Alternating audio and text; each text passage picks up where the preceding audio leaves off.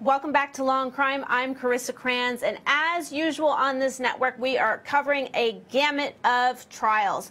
One of them is the Bill Cosby case. This has garnered national media attention of his first trial, his retrial, and now his sentencing. We have our very own Law and Crime columnist, Elura Nanos, covering this for us in the courtroom. So right now, we have heard today from victim impact statements. We are in the sentencing phase, and Bill Cosby could be facing prison or probation. That's my understanding. But Elura, I'm going to give you the opportunity to give us the most up-to-date status of this sentencing hearing. Thank you so much, CARISSA. It's been a very exciting day here in the courthouse in Norristown, Pennsylvania. I've been in the courtroom the whole day. We began the day by hearing some evidence and some testimony from the sexual offender registration board, from a board member recommending that Bill Cosby be deemed a sexually violent predator. The judge has not ruled on that yet, and will make that ruling tomorrow morning. That ruling must come before pronouncing any sentence. However, since the lunch break, we heard all of the evidence and the arguments from both sides on the sentencing. We heard from Andrea Constand, we heard from her family members, and we heard some very passionate arguments from both sides.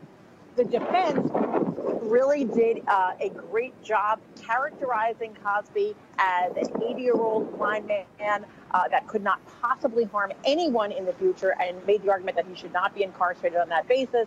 The prosecution did also a very good job making an argument that, obviously this is a very emotional case that really took a major toll on Constand and her entire family. So when we come back tomorrow, we will see what the judge decides. And really that gamut goes anywhere from probation and house arrest all the way to life in prison. So the stakes are very, very high here. Right. So I want to give you the opportunity to give us some insight, since you're in the courtroom, on how you think it's really going. Do you think it's going to be a prison sentence, or do you think it's going to be house arrest, or do you think they're going to make a poster child out of Bill Cosby, who's no longer a child, but, in his 80s here? What is your prediction with this whole Me Too movement and all the media attention this Me Too movement is garnering in all of these cases, whether it's Cosby or Kavanaugh? It is an issue.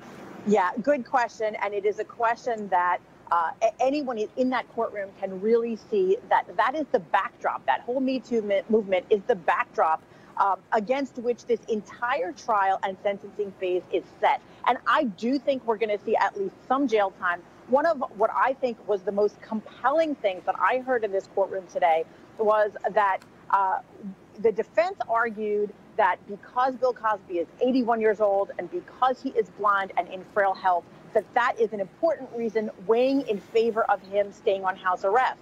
And one of the things that Kevin Steele, the district attorney, argued was that by even making that argument, it is suggesting that our corrections department is unable to do something that they in fact do very well every day, which is keep inmates that are in frail health, that are in their older years, keep them safe, and that there is no reason whatsoever that Cosby shouldn't face the same consequences that anyone else would in this case. Okay, well, we will see what happens, and I'm sure that if he doesn't get the sentence that he's happy with, we will be seeing an appeal come down. I'm sure you would probably agree with that, too. But speaking of backdrop in the Me Too movement, I like your backdrop there with all the cameras in the background in the courthouse. It is a nice backdrop, and it really takes us to the scene. We will continue to consult you, Elura, for updates on this trial as it comes down. But now we're going to switch gears and go back to our main trial, which we're covering here on the network. This is the Van Dyke trial out of Chicago, where the former officer shot and killed Laquan McDonald, a black teenage boy. Right now, on the witness stand, we have Yuri Patrick, a use of force expert, testifying. Let's take a look.